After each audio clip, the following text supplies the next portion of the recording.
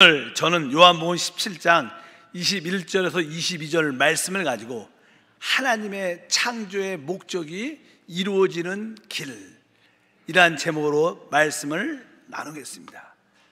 우리는 인생을 살면서 한 번쯤은 인생의 의미와 목적이 무엇인가 수없이 우리 자신에게 질문을 하고 또 많은 책도 읽어보면서 알려고 노력을 많이 했지만 사실 인생의 의미와 목적을 알기는 그렇게 쉽지 않습니다.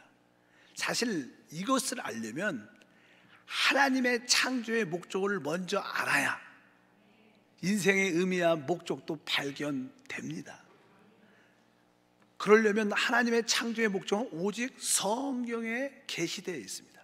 그래서 하나님 말씀 안에서 우리는 하나님이 왜 만물을 창조하셨고 사람을 창조하신 것을 우리가 먼저 봐야 됩니다. 사실 우리 하나님께서는 스스로 계시고 영이신 하나님이십니다. 그분에게는 영원한 하나님의 기쁘신 뜻, 목적이 있다고 성경에 말씀합니다. 에베소서 1장 4절과 5절에 말씀합니다. 곧 창세전에 그리스도 안에서 우리를 택하사 우리로 사랑 안에서 그 앞에 거룩하고 흠이 없게 하시려고 그 기쁘신 뜻대로 우리를 예정하사 예수 그리스도로 말미암아 자기의 아들들이 되게 하셨으니 5절에 보게 되면 그 기쁘신 뜻대로 하나님에게는 기쁘신 뜻, 하나님의 기쁘신 목적이 있었다는 것입니다. 하나님의 기쁘신 뜻과 그 목적은 무엇인가? 바로 하나님께서 택하시고 예정한 사람들을 하나님의 아들들로 만드는 것. 보통 우리가 가정에서도 하나님의 그 가정의 아버지의 아들, 부모의 아들이 있다면 그 아들의 의미는 바로 그 부모님을, 그 아버지를 나타내고 표현하는 것입니다.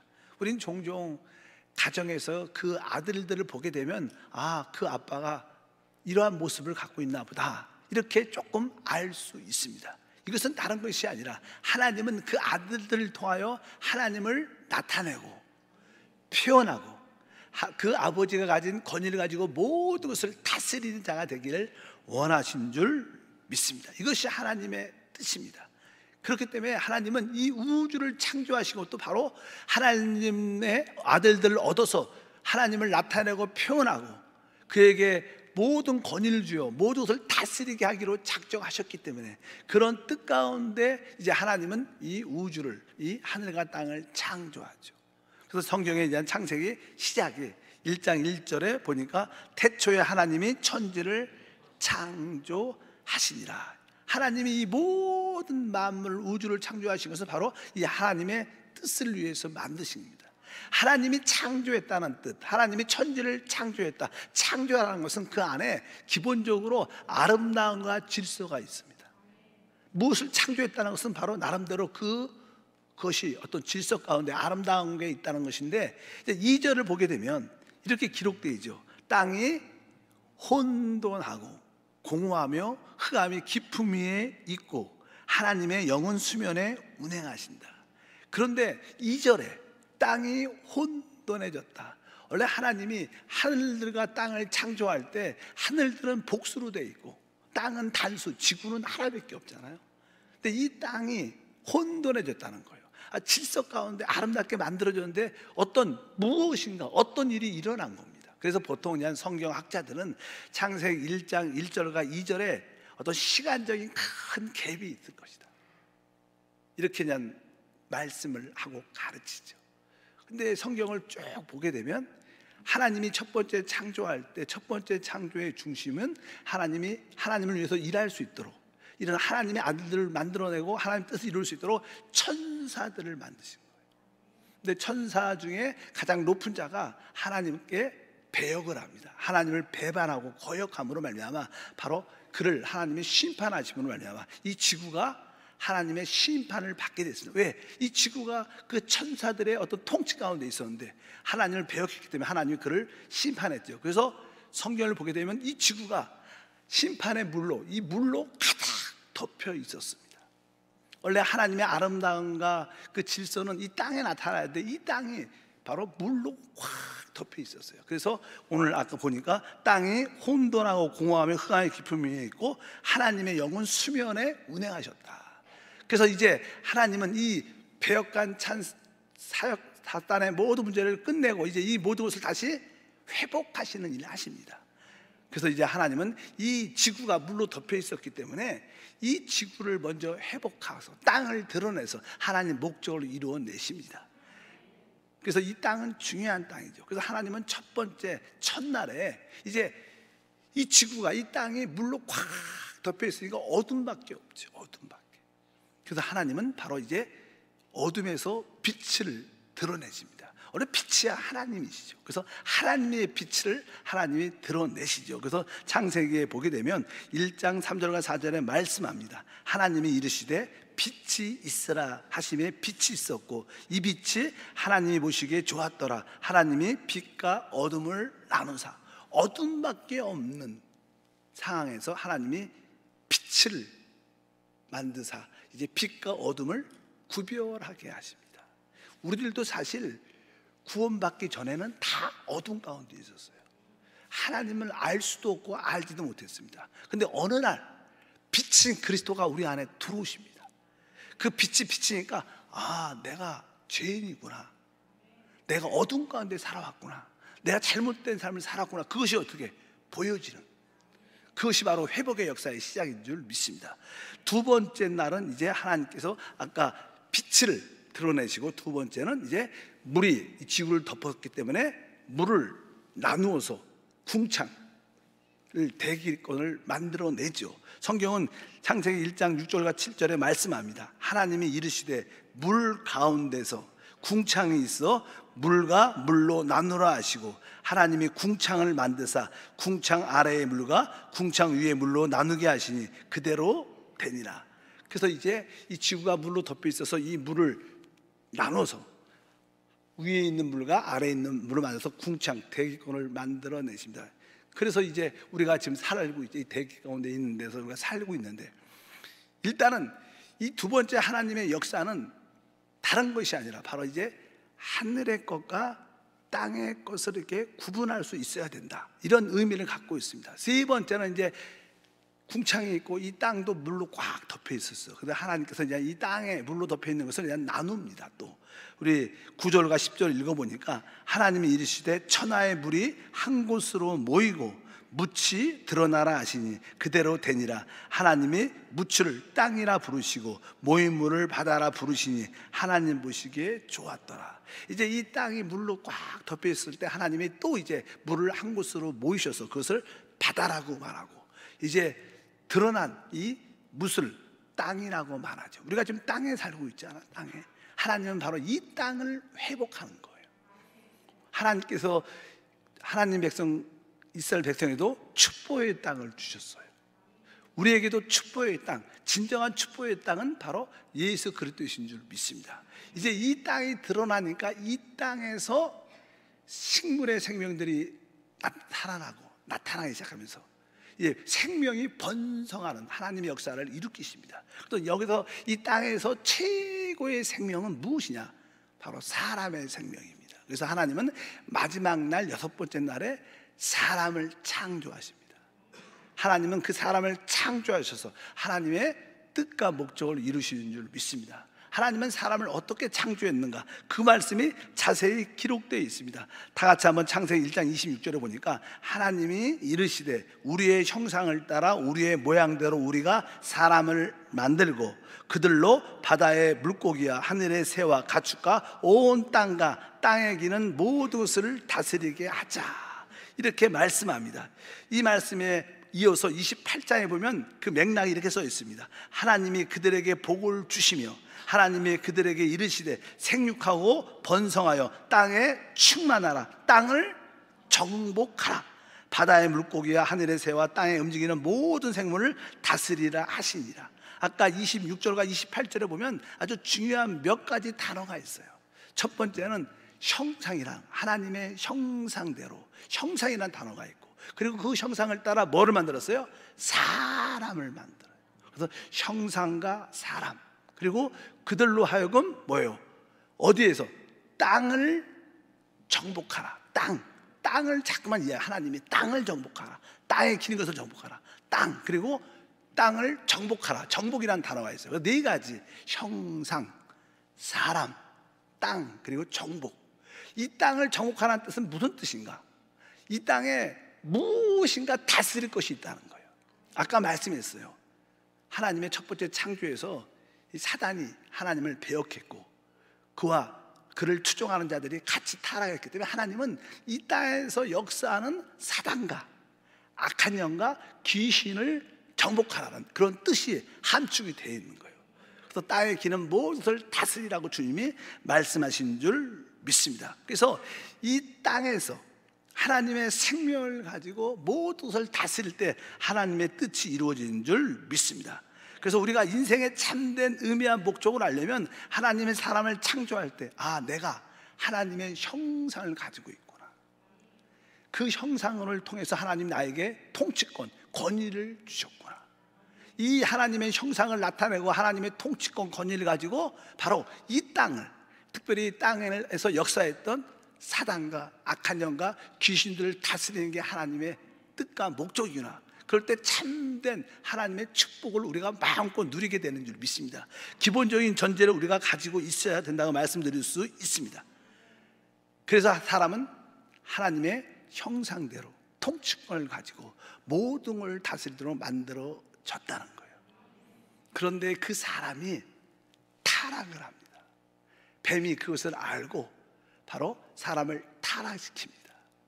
그러나 첫 번째 사람은 타락했지만 또 마지막 아담이신 그리스도께서 오셔서 바로 이 모든 것을 회복하는 역사가 일으켜 주십니다. 아까 형상은 하나님을 나타내고 표현하는 것이다. 그러려면 하나님을 나타내고 표현하려면 무엇이 필요할까요? 그것은 생명이라는 게 필요합니다.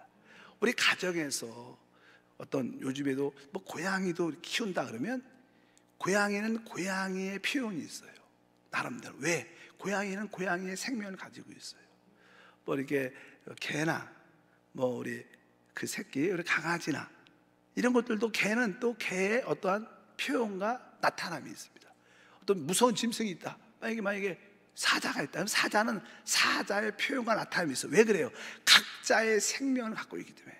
어떤 식물도 마찬가지입니다. 식물도 그 고유의 식물의 생명을 가지고 있기 때문에 그 자기의 모습을 나타냅니다.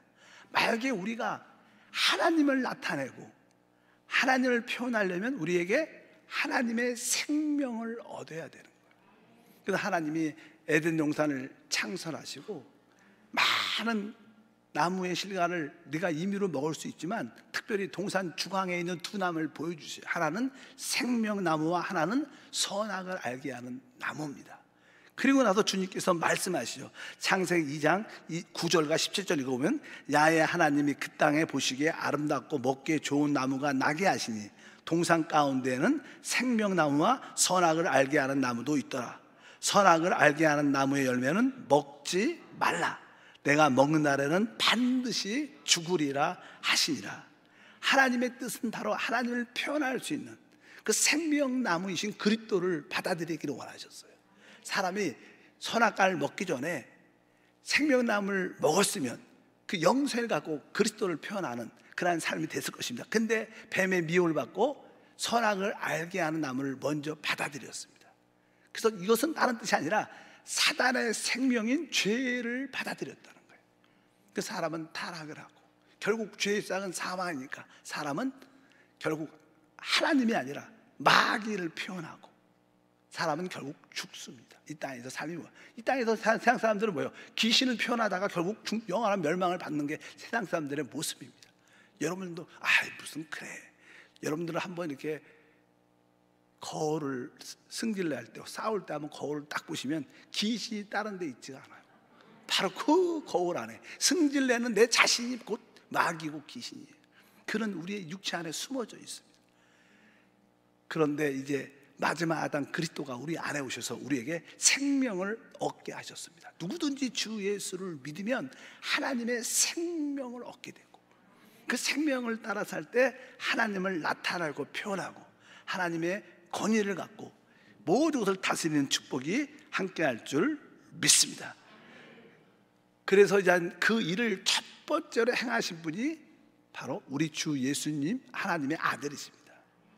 그래서 하나님이 아들 그리스도가 이 땅에 육신을 입고 오셨을 때 그분은 사람으로 오셔서 그 안에 계신 하나님의 생명을 살으신 분입니다. 그래서 예수님은 바로 아버지를 나타내고 표현하신 분이고 아버지를 보여주신 분이고 그는 모든 것을 통치했죠. 죄를 다스리고 질병을 다스리고 바람과 폭풍을 다스리고 가장 강한 죽은 자를 다스리는 사망을 살리는 놀라운 통치권을 행하신 분입니다. 그래서 제자들이 마지막에 우리 주님께서 늘 아버지 이야기를 많이 하니까 그 아버지를 나에게 우리에게 보여주십시오 이렇게 말을 합니다. 그러니까 주님께서 이렇게 말씀하셨어요. 요한복음 14장 9절과 7절 읽어보니까 예수께서 이르시되 빌립아 내가 이렇게 오래 너희와 함께 있을 때 내가 나를 알지 못하느냐 나를 본 자는 아버지를 보았거늘 어찌하여 아버지를 보이려 하느냐 너희가 나를 알았더라면 내 아버지도 알았으리로다 이제부터 너희는 그를 알았고 또 보았느니라. 바로 육신 안에서 아버지를 표현하고 아버지를 나타낸 분이 바로 우리 주 예수님이신 줄 믿습니다. 바로 우리 역시 이제 우리 몸 안에서 육신 안에서 예수님을 영접했기 때문에 우리도 하나님을 나타내고 표현할 수 있고 하나님이 주신 그 권위를 가지고 모든 것을 다스릴 수 있는 그러한 생활을 하게 됩니다. 그리스도를 믿는다는 것은 바로 하나님을 우리 안에 받아들이는 거죠. 성경은 그리스도는 하나님의 형상이라고 말씀합니다. 고린도후서 4장 4절을 읽어보니까 고린도서 1장 15절 그리스도는 하나님의 형상이니라. 그는 보이지 않는 하나님의 형상이요. 그래서 실제로 우리 사람이 처음에 하나님의 형상대로 창조했다는 것은 바로 하나님의 형상이신 그리스도를 우리 안에 영접하도록 우리 안에 받아들이도록 만든 거예요. 여러분들이 주 예수를 믿을 때 바로 그리스도를 우리 안에 받아들인 거예요. 그분만이 우리 안에 들어올 수 있습니다. 그래서 우리는 이제 하나님을 나타내고 표현하는 그러한 생활을 하게 될 줄 믿습니다. 근데 하나님은 사람을 창조할 때 그 개인 한 사람이 하나님을 나타내고 표현하도록 창조하지 않았습니다. 어떻게 작은 한 사람이 하나님을 나타내고 표현할 수 있겠어요? 부분적으로 표현할 수 있어요. 부분적으로. 우리 자녀들도 보면요, 자녀가 한 아들이 5이다 그러면 어떤 한 아들을 통해서 아버지의 어떤 한 부분을 볼 수가 있어요. 또 어떤 둘째 아들을 통해서는 또 그 아버지의 또 다른 모습을 볼 수도 있어요. 셋째 아들, 그 아들이 많다 그러면 그 많은 아들의 한 모습을 다 보게 되면 전체적인 아버지의 모습이 나옵니다. 한 명을 가지고 아버지를 표현하기 쉽지 않아요. 하나님을 표현하고 나타나는 것도 마찬가지입니다. 우리 개인적도 한 사람씩 하나님의 표현이 있지만 그러나 우리 모두가 주님 안에서 하나가 될 때 하나님의 완전한 표현과 나타남이 있게 됩니다. 그래서 하나님은 사람을 창조할 때 개인적인 사람이 아니라 단체적인, 즉 교회를 창조하시는 거예요. 영적으로 말하면 창세기 1장 26절에 이렇게 사람을 창조할 때 정확하게 말합니다. 하나님이 이르시되 우리의 형상을 따라 우리의 모양대로 우리가 사람을 만들고, 여기 사람인데 이 사람은 단수예요. 근데 그 다음에 보니까 그들로 바다의 물고기와 하늘의 새와 가축과 온 땅과 땅에 기는 모든 것을 다스리자. 그러니까 하나님의 사람을 만드는데 그들이란 단어는 뭐예요? 복수입니다. 그들로. 그래서 이 하나님께 선택됐고 예정된 구속받은 모든 하나님의 자녀들이 하나가 될 때 하나님의 표현과 나타남이 있고 하나님의 원수가 처리되는 역사가 함께 할 줄 믿습니다. 그래서 신약에서 그들로를 바로 교회라 그래요. 단체적인 사람. 그래서 이 교회가 하나가 될 때 바로 하나님이 보여지고 교회가 하나가 될 때 음부의 권세를 이기는, 우리 주님도 말씀하죠. 내가 이 반석 위에 내 교회를 세우니 음부의 권세가 이기지 못할 것이다. 그래서 하나님은 바로 하나님의 아들들의 하나됨, 그 단체가 교회입니다. 바로 저도 여러분도 우리 모두가 하나님의 아들들이죠. 이 모든 하나님의 아들들이 하나 될 때 그것을 성경에서는 교회라고 말해요.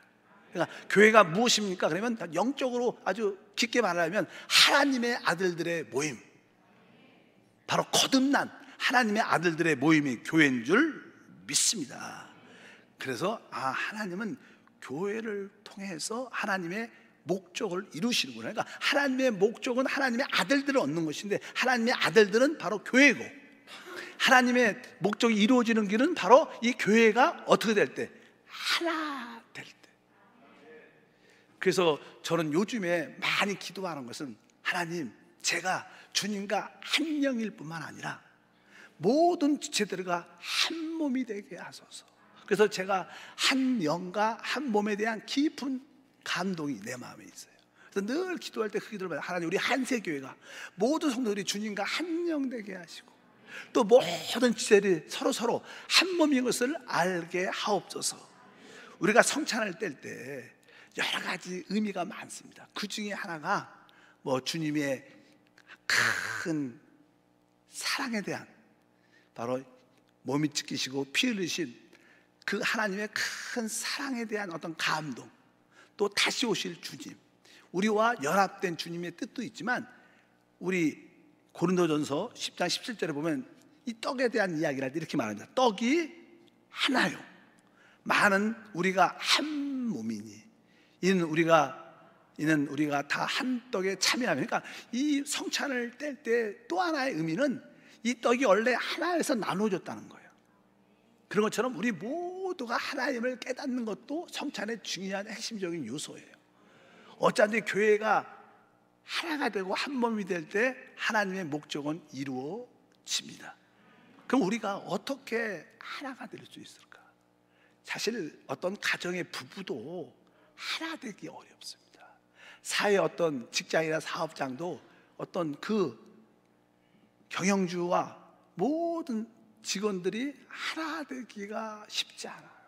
만약에 가정도 직장과 사업장도 하나가 된다면 거기에는 열매와 축복과 성공이 있죠. 특별히 교회는 더 각자 어디에서 다 하나님 부름을 받고 왔기 때문에 교회에서 하나 되는 게 쉽지 않죠. 그런데 교회에서 하나 될 수 있는 길을 우리 주님이 우리 가운데 열어주신 줄 믿습니다. 그래서 교회는 한 몸으로 이루어지는 것이다. 보통 우리 신앙생활 하다 보면요, 개인적인 어떤 문제들이 늘 있습니다. 근데 그런 문제들이 쉽게 해결이 안 돼요. 내가 이 문제를 놓고 열심히 기도했는데 왜 이렇게 응답이 없지? 이 문제의 해답을 모르겠어. 이렇게 늘 알지 못하는 문제들이 많습니다. 이것은 다른 것이 아니라, 아까 하나님께서는 우리를 하나님의 아들로 부르셔서 우리 모두가 한 몸, 하나 되는 게 하나님의 뜻입니다. 근데 대부분 사단의 역사로 말미암아 성도들은 대부분 개인적인 그리스도인으로 남습니다. 주일날 예배드리고 가고, 다른 성도와 관계하지 않아요. 왜? 다른 성도와 이렇게 관계하려면 많은 부딪힘과 어려움과 또 맞지 않는 요소들이 많으니까 나는 그냥 예배만 혼자 드리고 집에 가요. 대부분 많은 성도들이 개인적인 그리스도인으로 다닙니다. 근데 하나님은 개인적인 그리스도를 원하는 게 아니라 한 몸 된 그리스도인을 원하셔요. 이것은 되게 중요한 문제입니다. 저도 제 몸이 있죠. 몸이 또 지체들이 많아. 손가락, 손목, 또 귀, 눈, 만속, 이 모든 지체들이 한 몸이 되어 있어요. 한 몸이. 그리고 이 머리와 연결되어 있죠. 누가 보통 우리 그리스도는 교회의 머리시고, 우리 그리스도 머리신 주님은 오직 능력이 기본적으로 있어요. 오직 능력이 뭐예요? 그분에게는 창조의 능력, 부활의 능력, 사단을 이기는 초월의 능력, 모든 환경을 정복하는 정복의 능력, 또 믿지 않는 사람보다 머리가 되는 능력이 있습니다. 머리에는 오직 능력이 있는데, 이 능력이 우리 온 몸에, 온 지체에 흘러 내려가야 되려면 우리가 지체들이 이 몸에 붙어 있어야 되는 거예요. 한 몸으로 붙어 있을 때 그것이 흘러 내려오는데, 독자적으로 이 몸에서 나누어져서 분열돼서 개인적인 크리스찬으로 나오면 이 생명과 모든 축복이 흘러 들어올 수가 없는 거예요. 여러분들이 그동안 응답되지 못하는 몇 가지 문제들이 계속 남아있다면 이것은 여러분들이 아직 개인적인 그리스도인이기 때문에 생명의 역사가 없는 겁니다. 개인적인 크리스찬도 구원받죠. 거기에도 어떠한 작은 문제들에서 응답도 체험하지만 진짜 축복은 여러분들이 교회 안에서 하나 되만 해. 한 몸 안에만 들어오면 저절로 하나님의 응답과 능력이 흘러 체험됩니다. 실제로 여러분들이 이것을 기도응답의 비결로 알아야 돼요. 내가 그 문제를 해결하려고 노력하는 게 아니라 우선이 내가 그리스도의 한 몸이 되는구나, 내가 지체로서 한 몸을 이룬 그 안에 있겠다. 그리고 여러분들이 한 몸 안에 들어와 같이 봉사하고 같이 기도하고 같이 울고 같이 기도하고 이렇게 서로 봉사하고 한 몸 안에서 일 때 나도 모르는 사이에 웬만한 문제는 대부분 해결되어 있어야 돼요. 여러분들은 개인적인 그리스도인에서 벗어나야 돼요. 여러분들이 이 하나된 그리스도, 한 몸 된 그리스도인이 되기를 주의 이름으로 축복합니다. 그러려면 다른 사람들과 서로 섞여져서 하나가 되려면 내 고집, 내 의견을 붙잡으면 절대로 안 되죠. 내 의견과 내 고집과 내 생각을 버리려면 십자가를 져야 돼요. 내가 십자가를 질 때만이 바로 다른 이들과 하나가 되기 때문에 교회는 늘 십자가에 대한 이야기를 많이 합니다. 여러분 모두가 그리스도와 한 몸 되고 모든 성도와 한 몸 되는 성도가 되길 주님으로 축복합니다. 그러면 어떤 문제에 대해서 막 애쓰지 않아도 자연스럽게 한 몸 안에 거하려고 준비되어 있으면 거기서 생명의 역사가 함께할 줄 믿습니다. 그래서 우리가 죄를 이기고 모든 사망을 이기는 길은 개인이 이기는 게 아닙니다. 여러분들이 어떤 죄를 가지고 있어요. 그 죄를 버리려고 노력도 많이 하지만 안 버려집니다. 근데 여러분들이 교회 봉사 안에, 교회 한 몸 안에 확실하게 들어와서 주님을 섬기고 있으면 어느새 그 버리지 못했던 죄악도 떠나가요. 거기서 자유와 해방을 얻는 축복도 함께할 줄 믿습니다. 주님이 마지막 기도를 하실 때가 있습니다. 요한복음 17장에 보면 우리 주님의 기도는 신성하죠. 우리가 이해가지 않는 그런 기도를 많이 하셨는데 특별히 17장에 보면 주님이 기도할 때 우리가 하나 되라는 기도를 마지막으로 몇 번이나 하십니다. 적어도 3번 이상 거기에 언급하고 있습니다.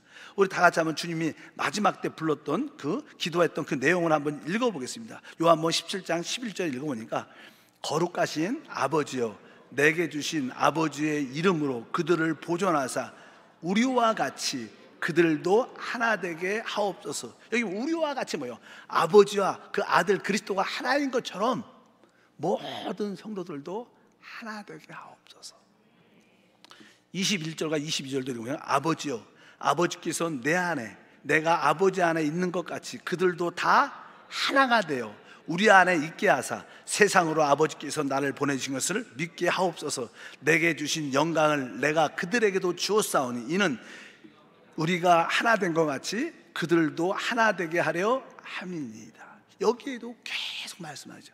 아버지가 내 안에 내가 아버지와 하나인 것처럼 그들이 하나 되기를 원합니다. 하나님 내가 그들에게 영광을 주었는데 바로 그 영광 안에서 그들이 또 하나 되게 하옵소서. 그러니까 하나님의 뜻은 뭐예요? 우리 모든 하나님의 아들들이 하나 될 때 하나님이 나타나져요. 하나님의 표현되집니다. 하나님의 권위를 가지고 모든 것을 다스려 하나님 나라를 가지고 올 수 있다는 거예요. 하나님 목적이 무엇입니까? 하나님의 아들들을 얻는 거예요. 그래서 여러분들 다 성령으로 거듭나게 하신 거예요. 여러분들은 하나님의 생명을 가진 하나님의 아들들인데 그걸로 족한 게 아니라 이 모든 아들들이 하나님 안에서 하나 돼서 그리스도의 몸이 되게 하는 겁니다. 그럴 때 하나님이 영광 가운데 우리 가운데 나타날 줄 믿습니다. 그래서 신앙생활에서 이제 구원받은 후에 모든 성도들과 하나 되는 것이 기도 응답의 해답입니다. 이것이 쉽지 않습니다. 아까 말씀드린 우리가 하나 되려면 내가 없어야 돼요. 그래서 너희가 나를 따르려면 자기를 부인하고 자기 십자가를 지고 나를 따르라는 거예요. 내 생각, 내 주장, 내 의견을 갖고 있으면 절대로 하나가 될 수도 없어요. 그래서 교회에 많은 분열, 당을 짓는 요소가 많죠. 어떤 교회도 대부분 다 마찬가지예요. 어떤 교회를 가도요 보이지 않지만 겉으로는 좋은 것 같지만 거기마다 분열이 있고 당이 있고 끼리끼리 모이는 모습이만 이것이 하나님께는 죄입니다. 하나님이 가장 싫어하는 거죠. 다시 한번 우리 한세교회가 진짜 이 하나님의 목적을 이루어지는 길을 갖기를 바랍니다. 그러려면 우리는 영 안에 있을 때만이 하나 될 수 있어요. 우리 안에 있는 그 생명이신 그리스도를 따라 살 때만이 하나 돼요. 다르게는 없어요. 그리고 이제 이것을 위해서 기도할 때 하나 되죠. 여러분 모두가 진짜 참된 그리스도의 몸에 하나님에 있기를 축복합니다. 그럴 때 모든 문제들은 부수적으로 자연스럽게 해결돼서 생명의 큰 역사가 우리 가운데 충만할 줄 믿습니다.